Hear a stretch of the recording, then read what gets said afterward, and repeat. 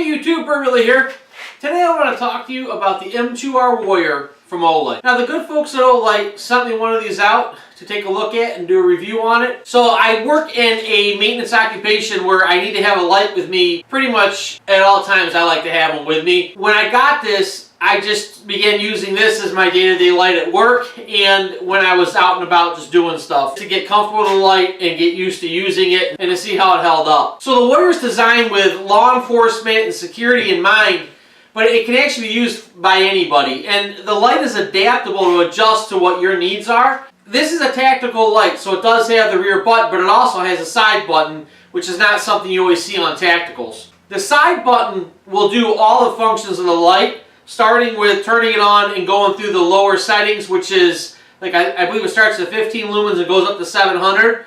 Then if you do a double press on it, it'll kick you up to about a 1500 lumens light. Now the tilt can be set up two ways. The first way is you do a half to press, and you got to keep your finger held on it, and you get a full light. If you do a hard press on it, you get a strobe. As soon as you let go, it's done. You can change that by simply pressing hard on it and then touching the side button. And now what we've done, half to press gives you the light, but a hard press actually turns it on. That's the way I would like to carry it. I don't need a strobe for what I'm doing at work. That would just annoy people or piss them off. But for someone that's in a security profession or a police officer, that might be a nice feature to have set up where you can look at something with a light, and then if you need to, you can throw the strobe just by pressing harder on it. You can also get the strobe with 3 quick presses on the side button, and you'll be in a strobe feature there.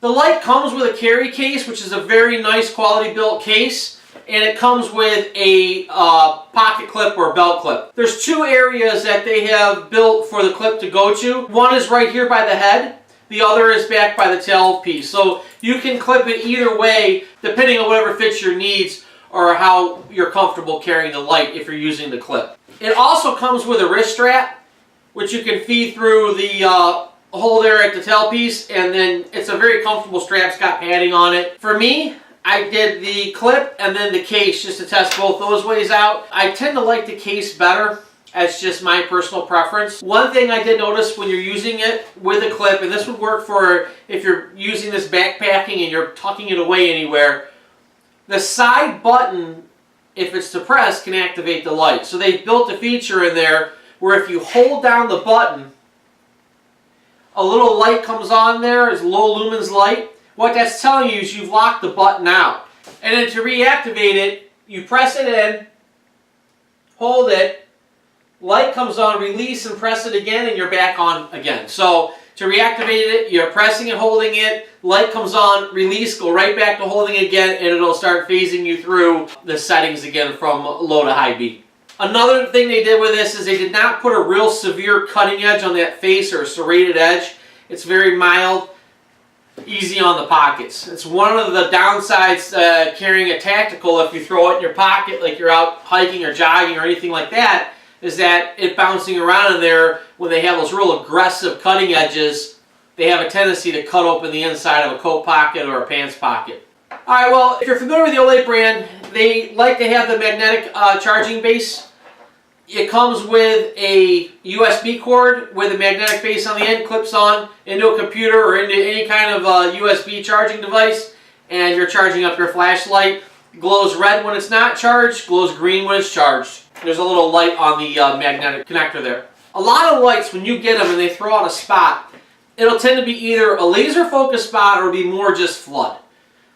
This has a beam that goes out about 200 plus meters. I think it's 208 meters is what the rating is on it.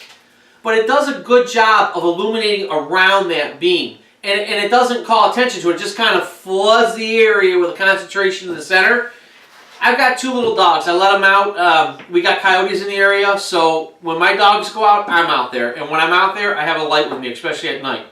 So I always do the sweep looking for them yellow eyes.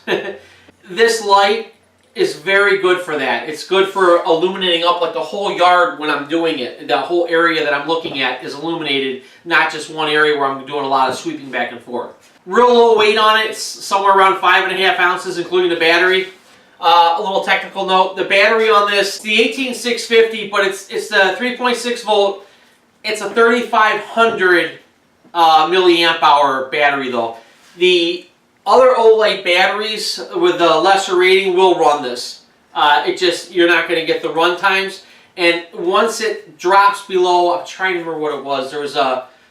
You can look it up. There's an amp rating. Once the battery drops down below that, the light will not hold the high beam function, which makes sense because like you're out in the woods and you're high beaming it, the light's telling you, hey dummy, we need to get back into a low beam setting or you're not going to have any light to get out of here. So it's a nice feature they've added.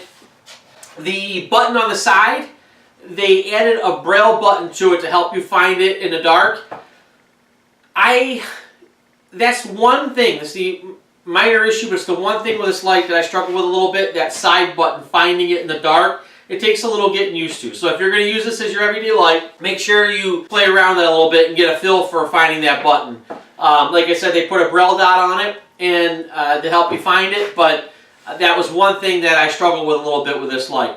The braille button actually has a red light in there that they use to let you know when you're getting into a low battery. The light is IPX8, meaning it can be submersed. I believe the rating I saw was for up to 2 meters. It's not a dive light. It's just, you know, if it gets wet, the light's not going to fail on you. And that's a good thing to know, that this light can take a beating, it can get wet, and it'll still keep running for you in some pretty extreme conditions. Alright, so I mean, my recommendation is if you're looking for a good everyday carry light, this is a nice one to have. I'm going to throw this in there because I'm in the process of reviewing like 2 other lights at the same time I'm doing this one. And one thing that I've noticed is some of these lights are coming up with like, you know, I want the lithium batteries. They're not rechargeable ones. That gets expensive. If you have to replace batteries, and a lot of the run times are 1.5 to like 2 hours. So you can burn through that in one night using a light. If you have to replace a lot of batteries, you could buy a light $40-50, but by the time you're buying batteries throughout the year, you just spend enough money to buy a really nice light with a rechargeable battery setup. So something to think about. If you're looking at a light and you're like, well, this one's you know, this price point, don't forget to factor in these come with a rechargeable battery, which is a savings in the long run. Plus, very high quality craftsmanship. That really means a lot to me. It's nice when someone puts a lot of thought into a product, and the little things like the braille dot, trying to help your finger in the dark find that button, where they're thinking about it and they're trying to think ahead to find the problems you might encounter while you're using their product, and then make sure it's not a problem for you. The quality on here is just, it's phenomenal. They really do a good job with their lights. This is the second one I have now. Both of them I would not hesitate to take with me if I was going camping or on an extended trip out in the woods. I would definitely be taking these lights with me. This would be my first choice. Alright, well as always, I hope you found this review helpful, and I'll see you in the next video.